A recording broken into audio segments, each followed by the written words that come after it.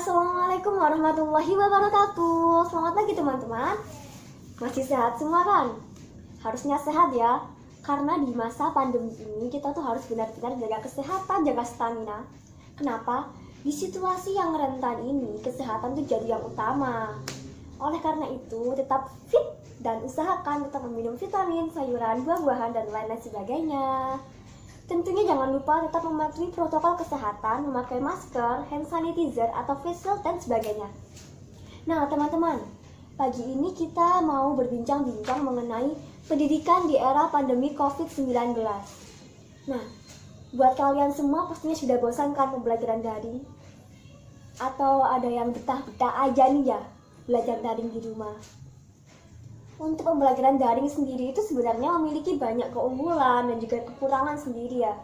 Kalau menurut saya pribadi, kalau daring itu enaknya itu lebih fleksibel. Kita bisa belajar dimanapun, di rumah aja, di tempat lain, atau bisa sama hunting sama teman-teman sambil belajar juga bisa.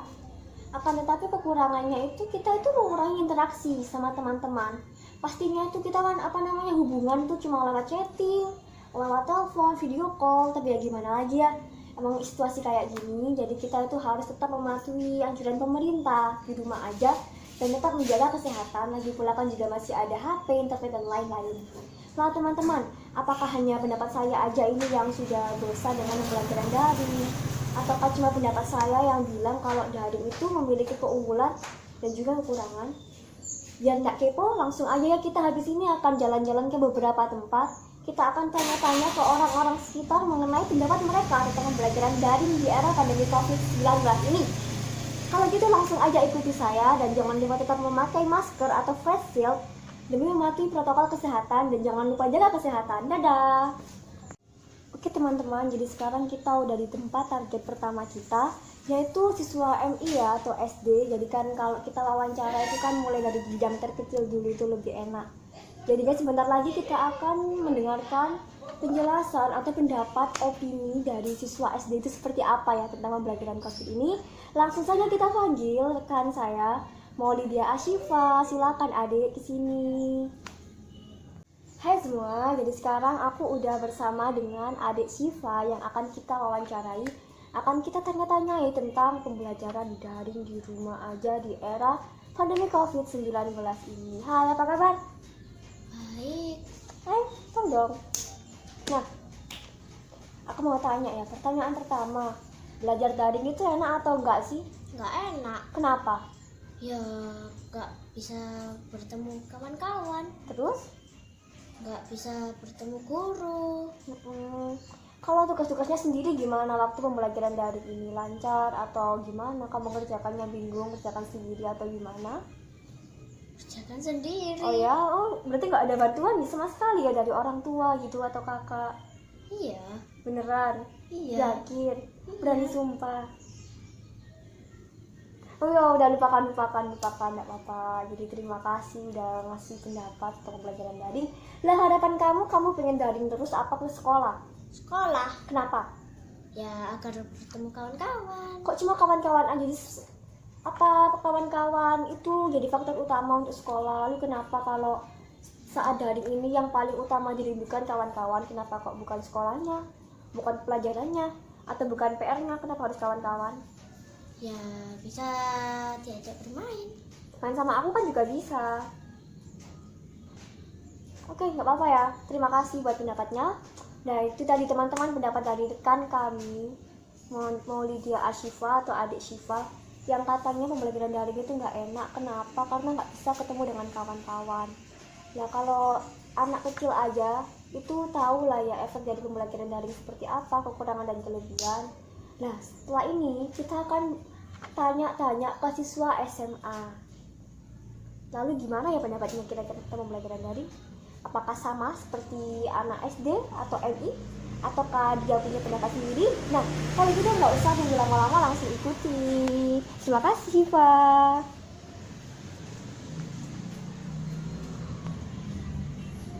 Halo, sekarang kita udah ada di rumah target kita selanjutnya, yakni Fitria, siswa kelas SMA. Kita akan langsung masuk aja ke rumahnya. Halo, apa kabar? Ya ampun, rajin sekali teman kita yang satu ini. Ya, wajar lah ya kan mau UN juga. Lais, mau ganggu bentar boleh kan ya? Boleh. Taruh sini boleh. Taruh sini atau di mana ini hatinya ya? Langsung aja di sini nggak apa-apa kan? Oke. Oke. Nah, oke. Jadi aku mau ngasih beberapa pertanyaan ya ke kamu. Pertanyaan pertama, gimana sih pendapatmu tentang pembelajaran daring di rumah aja ini? Menyenangkan ataukah gimana? Pokoknya pesan dan kesanmu lah untuk pembelajaran daring ini, bisa dijelaskan. Menurutku ini tuh gimana ya, agak nggak efektif gitu loh, karena itu kan pembelajaran daring kan waktunya lebih pendek daripada di sekolah. Jadi kita tuh nerima materinya tuh nggak sepenuhnya kita paham gitu loh, paham cuma sebentar, 1 hari 2 hari, terus minggu depannya juga udah nggak paham. Hangus, Iya, sama kayak aku. iya gitu. Hangus guys, hangus. Lah, pertanyaan kedua nih ya, kira-kira kalau pembelajaran daring ini kan selain punya kekurangan kan juga ada kelebihan ya. Kalau kelebihan, segi kelebihan apa yang kamu dapatkan di era pembelajaran daring ini? Mungkin itu ya lebih hemat, karena kan di sekolah kan jajan Kan terus. kuota Apa kan? kan kalau di sekolah kan jajan terus, tapi kalau di rumah kan agak bisa ngirit duit gitu loh. Terus habis itu banyak waktu luang kan di rumah. Jadi kalau di sekolah kan berangkat jam 7, pulang jam 3 tuh jam 4, belum lagi kalau ada les. Kalau di rumah kan bisa di rumah terus gitu loh. Anak sibuk. Jadi kalau bisa menyimpulkan ya enak mana ini kalau disuruh milih di rumah aja atau daring? Ya enak itu enak di sekolah. Enak di sekolah gak enak Di rumah daring aja atau nggak daring kan enak. sama aja Iya. kan, anak di sekolah gimana pun. Oke, terima kasih ya. Kira-kira pesan kamu semoga tahun ini, Semoga tahun ini lolos PTN, amin. amin, doakan ya teman-teman ya biar adik ini lolos PTN. Katanya dia mau ke UB ya. Anak aktuaria loh, kalian gak iri apa? Amin.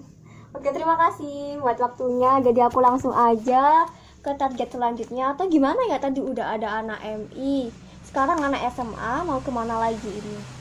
Kalau ke anak SMK kira-kira bisa lah ya. Tapi anaknya kalau ada di rumah sih, kalau nggak ada di rumah langsung aja kita akhiri. Tadi kita kan sebenarnya udah ke target selanjutnya, tetapi dianya itu masih tidur, jadi tidak bisa wawancara. Langsung aja kita simpulin. Jadi dari 2 orang yang kita tanyai tadi tentang pembelajaran di era daring ini, sama-sama punya kelebihan dan juga kekurangan. Memang kalau secara umum kelebihan yang didapatkan dari pembelajaran daring ini, yang pertama itu kita tuh fleksibel, bisa sekolah itu bisa di rumah sambil ke wifi, sambil tiduran juga bisa. Akan tetapi juga memiliki banyak sekali kekurangan ya, seperti kuota juga boros yang pertama, kedua tidak bisa bertemu teman-teman, jadinya itu sekolah ini rasanya seperti hampa gitu loh teman-teman ya. Nah, kita doakan aja semoga di tahun 2021 ini pembelajarannya bisa stabil lagi, sekolah bisa segera masuk dan bisa normal seperti biasanya. Nah, buat kalian semua, terima kasih ya udah ngikutin kegiatan aku, vlog aku mengenai pendidikan di era daring dari awal hingga akhir.